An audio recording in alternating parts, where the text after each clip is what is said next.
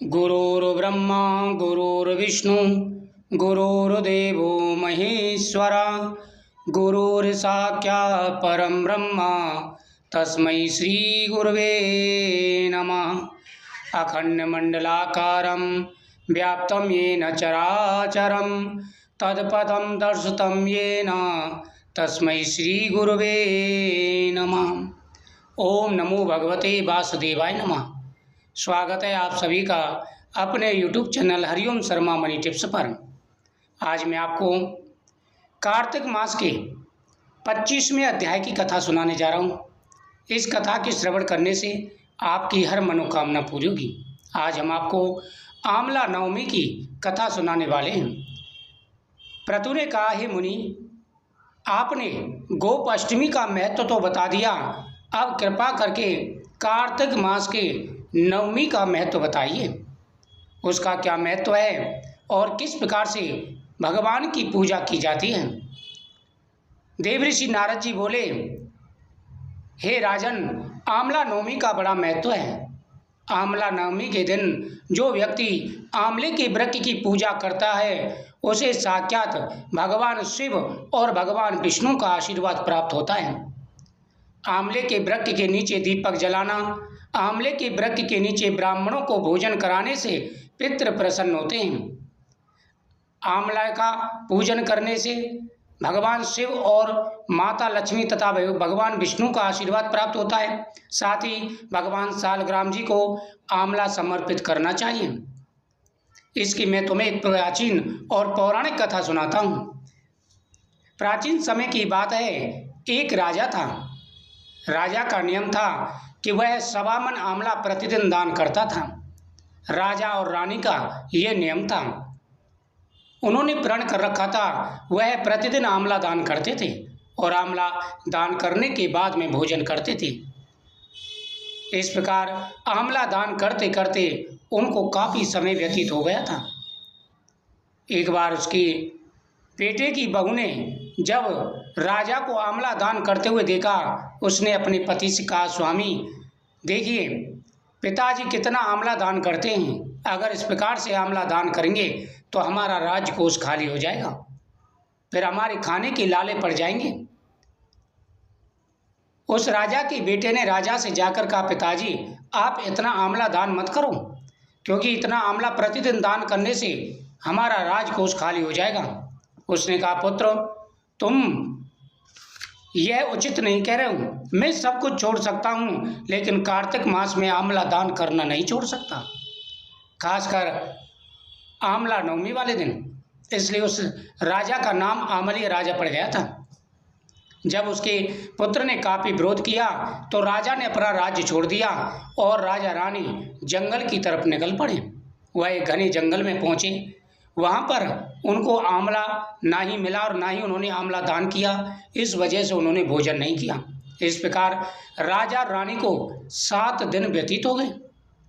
भगवान ने सोचा, यह मेरा परम भक्त है और इसने अपने नियम को पूरी तरह से निभाया है। जो भी पूरी श्रद्धा और भक्ति के साथ में भगवान की पूजा करते हैं, कार्तिक मास की कथाओं का श्रवण करते हैं, नियमों का पालन करते हैं, भगवान उनकी सहायता अवश्य करते हैं। भगवान ने अपनी माया से एक सुंदर नगर का निर्माण कर दिया, जिसमें रथ, हाथी, घोड़े, नौकर, चाकर सभी थे और आंवले के वृक्षों का एक बगीचा जिसमें आंवले लगे हुए थे। राजा रानी महल के पास पहुंचे, तभी वहां से नौकर आए और बोले कि महाराज आइए, ये आपका ही राज्य है।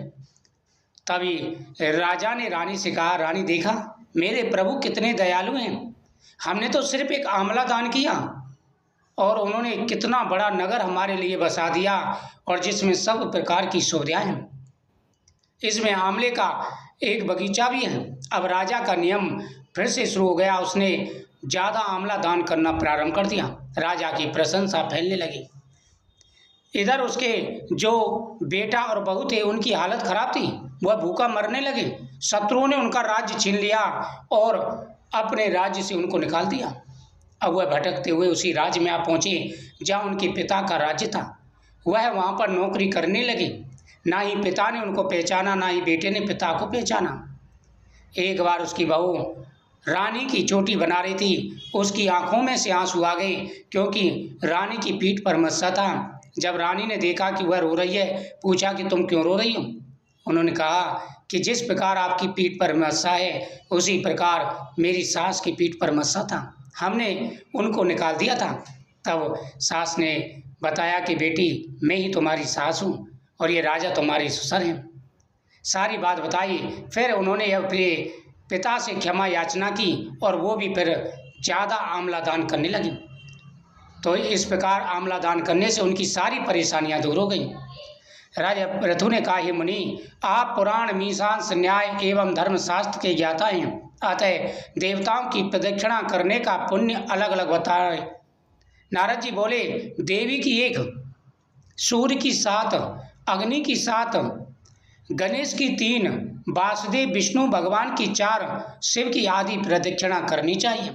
जो भी प्रदक्षिणा करते हैं उनको नियमों का ध्यान रखना चाहिए, किस देवता की कितनी प्रदक्षिणा करनी चाहिए। जैसे देवी की 1 करनी चाहिए, सूर्य की 7, अग्नि की 7, जो हवन कुंड हम हवन करते हैं तो उसकी 7 प्रदक्षिणा करनी चाहिए, गणेश जी की 3, भगवान विष्णु की 4 और शिव जी की आदि प्रदक्षिणा करनी चाहिए।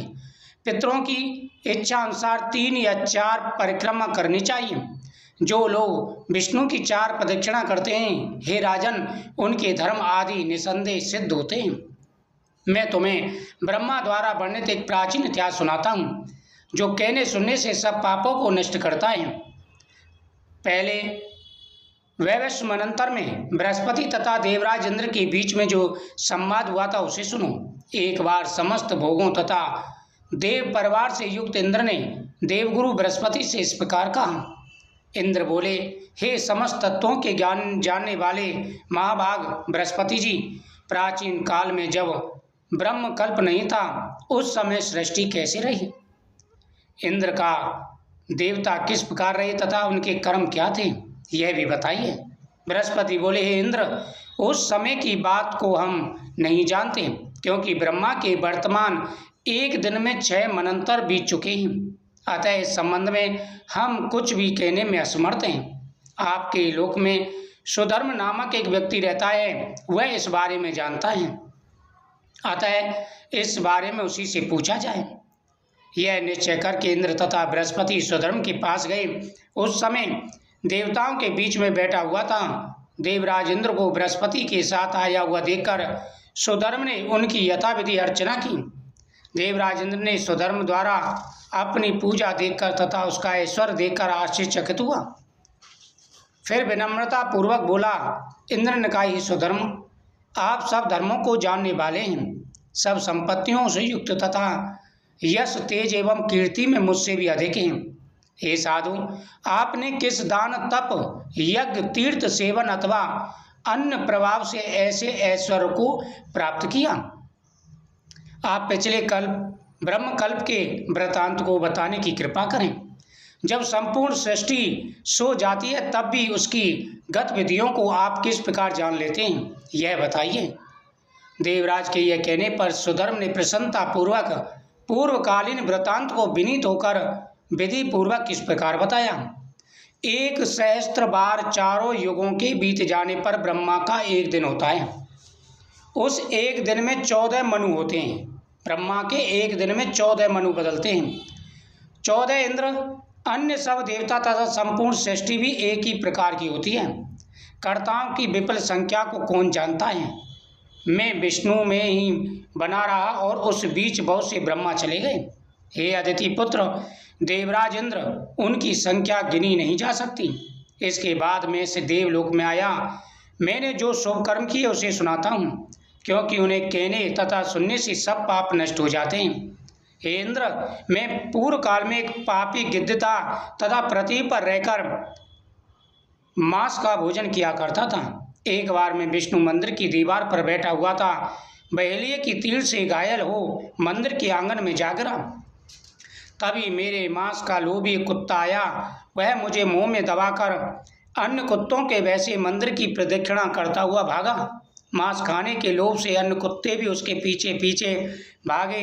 इस प्रकार सबके द्वारा विष्णु मंदिर की प्रदक्षिणा हो गई। उससे भगवान जगन्नाथ बड़े प्रसन्न हुए। उन्होंने मुझे तथा कुत्तों को परम पद दे दिया। जब गिद्ध को प्रदक्षिणा करने का ऐसा फल मिला तो जो लोग विधि पूर्वक प्रदक्षिणा करते हैं उनके विषय में तो कहा ही नहीं जा सकता। महात्मा सुधर्म द्वारा कहे जाने पर देवराज इंद्र बड़े प्रसन्न हुए तथा मन में प्रीति रखकर हरि पूजन में प्रवृत्त हुए। नारद जी बोले, प्रदक्षिणा जैसा पुण्य भूत और भविष्य में कोई नहीं है। जो भी कार्तिक मास में शुक्ल पक्ष की नवमी को भगवान महेश की तथा आंवले के वृक्ष की प्रदक्षिणा करते हैं वह सब पापों से मुक्त हो जाते हैं। कार्तिक शुक्ल पक्ष की नवमी सतयुग के आरंभ की तिथि है। इस तिथि को दान करने तथा प्रदक्षिणा करने से अनंत फल मिलता है। हे राजन, कार्तिक मास के शुक्ल पक्ष की नवमी को मथुरा में जाकर प्रदक्षिणा करने से ब्रह्म हत्या, सुरापान, गौ हत्या तथा व्रत भंग आदि सभी प्रकार के पापों मनुष्य पवित्र हो जाता है। हर प्रकार की मनोकामना पूरी हो जाती है। परिक्रमा मार्ती के पांव जहाँ जहाँ पड़ते हैं उन दिशाओं के सभी पितर स्वर्गलोक को प्राप्त होते हैं। हे बस, मथुरा की प्रदक्षिणा प्रयत्न पूर्वक करनी चाहिए। यदि कोई अन्य देशवासी मथुरा की परिक्रमा करने के लिए जाता है उसके दर्शन मात्र से ही सब पाप दूर हो जाते हैं। यदि मथुरा बहुत दूर हो तो किसी अन्य नगर की अथवा मनुष्य जहाँ रहता हो वहीं की प्रदक्षिणा कर लेनी चाहिए। यदि इसमें भी आसक्त हो तो ब्राह्मण, विष्णु तथा गौशाला की प्रदक्षिणा कर लें। अब मैं तुम्हारे स्नेह के कारण अत्यंत गुप्त बात भी बता देता हूँ। तुलसी तथा सालग्राम की प्रदक्षिणा से श्रेष्ठ ना तो कुछ है और ना भविष्य में होगा। समस्त वनौषधियों तथा समुद्रों सहित 7 द्वीपों वाली पृथ्वी की प्रदक्षिणा करने से जो पुण्य होता है वही सालग्राम शिला की प्रदक्षिणा करने से मिल जाता है। इस प्रदक्षिणा से काशी की सैकड़ों पंचकोशी परिक्रमाओं का फल मिलता है। सालग्राम से अधिक किसी की प्रदक्षिणा नहीं है। अतः कार्तिक शुक्ल नवमी को उनकी प्रदक्षिणा करनी चाहिए। ब्राह्मण, गौ, देवालय, मठ, तुलसी वन आदि अनेक स्थानों में सालग्राम निवास करते हैं। परदेशवासी पुण्यशील साधु, योगी, वैरागी युक्त, गृहस्थ, धर्मात्मा, पुराण, वेद, उपवेद तथा देव प्रतिमाएं गांव तथा नगरों में स्थित रहते हैं। इन सब की प्रदक्षिणा करना उत्तम से उत्तम कार्य है। अतः प्रातःकाल उठकर पवित्र मन से स्नान करके बिना कुछ खाए हाथ में कमंडल लेकर हरि नाम जपते हुए नगर के बाहर हरि नाम मंत्र का जाप करते हुए भगवान की प्रदक्षिणा करनी चाहिए। इस अवधि में 1, 3 या 4 परिक्रमाएं अवश्य करें। इस हेतु जल्दी नहीं करनी चाहिए। सूर्योदय के पश्चात नगर की प्रदक्षिणा लगाना ना भूलें। उस स्थिति में देवालय अथवा अपने घर में स्थित तुलसी के पौधे की प्रदक्षिणा करनी चाहिए। सालग्राम की प्रदक्षिणा करने से बड़ा पुण्य होता है। उसे करके ब्राह्मणों की पूजा करें तथा उन्हें खीर का भोजन कराएं। फिर उनकी प्रदक्षिणा करके दक्षिणा भेंट करें। इस प्रदक्षिणा अध्याय को जो ब्राह्मण पढ़ते हैं अथवा जो लोग सुनते हैं उन्हें परिक्रमा करने जितना पुण्य फल प्राप्त होता है। इति श्री पद्म पुराणे कार्तिक मास महत्व के अंतर्गत प्रदक्षिणा अक्षय नवमी अक्षांश तथा सुधर्म उपाख्यांश नामक 25वां अध्याय समाप्त हुआ। ओम नमो भगवते वासुदेवाय नमः।